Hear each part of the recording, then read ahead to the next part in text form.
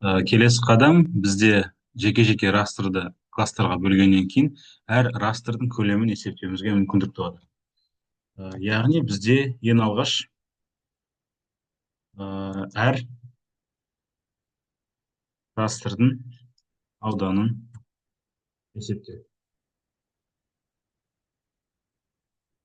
Әр класстың ауданын есептеу. Енді бұл жақта біз var area image атты жеке айнымалы ашамыз. Image pixel area деген функцияның көмегіне жүгінеміз. Pixel area add bands NDVI classes. Яғни біз NDVI classes осы жақта аламыз. Яғни NDVI classes копировать.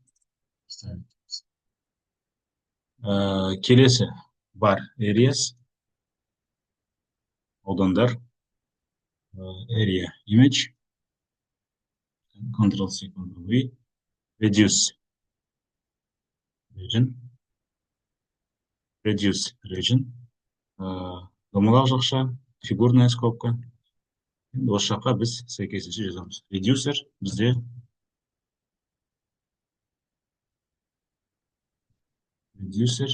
sum group.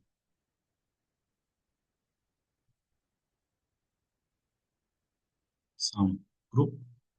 Осы жақта круглые скобки, фигурные скобки, group field.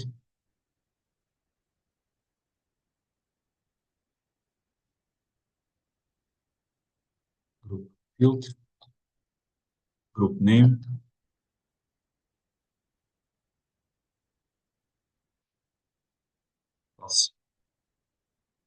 Енді келесіден біз өтір қоямыз да geometry жазамыз. Яғни geometry дегеніміз бұл қай аймақты қамтиды. Area of interest, яғни біз зерттеу аймағымызды қамтиды. Scale, масштаб.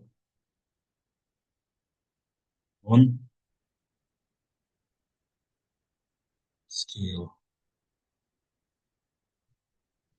Max pixel, максимальное количество пикселей. 1E13 деп жазамыз. Best effort true.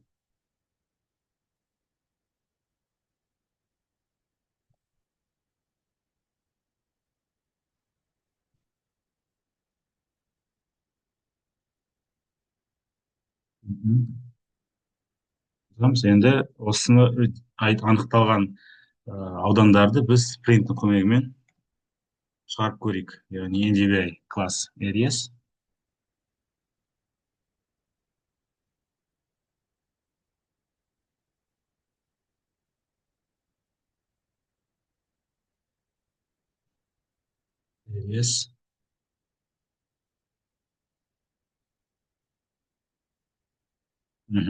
Ранды басамыз да.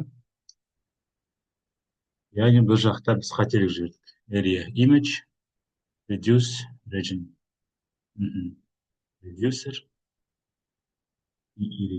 sum, group field, rows, name, class, geometry, scale, max pixels, best effort. Best effort yazамыз. Сынап тастаймыз. Енді іздер шықты сәйкесінше.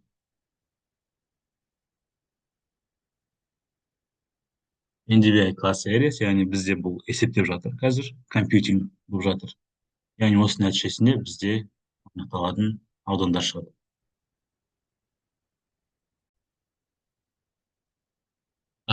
Яғни бізде осы NDVI class properties барлығы анықталды. Группс кіреміз, яғни әрбір класс бірінші, екінші, үшінші, төртінші, бесінші класстарға бөлінеді. Яғни бұл санау жүйесі нөлдік жүйеден басталады. Бірінші класс мысалы класс 1, сам мынандай нысандарды береді. Яғни бұл жақта.